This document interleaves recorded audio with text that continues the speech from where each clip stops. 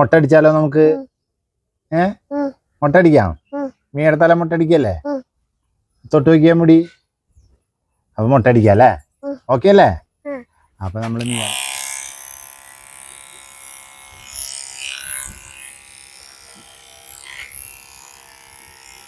എങ്ങനെയുണ്ട്? അടിപൊളിയല്ലേ?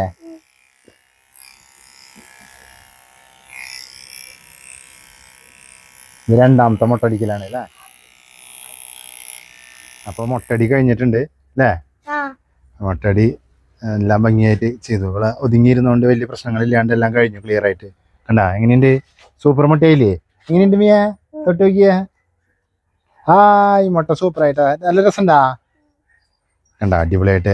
എവിടെ മുറിഞ്ഞൊന്നുമില്ല കേട്ടോ. നമ്മൾ പതുക്കെ പതുക്കെ മുറിച്ചുകൊണ്ട് ഇതുകൊണ്ട് ഇങ്ങനെ പതുക്കെ പഠിച്ചതുകൊണ്ടേ മുറിഞ്ഞൊന്നുമില്ല. നല്ല ക്ലിയർ ആയിട്ട് കിട്ടി. എന്നാ പോയി കുളിച്ചാലോ? നീ കുളിക്കാല്ലേ? പോയി കുളിപ്പിച്ചോളാം. അപ്പൊ ടാറ്റാ പറയ്.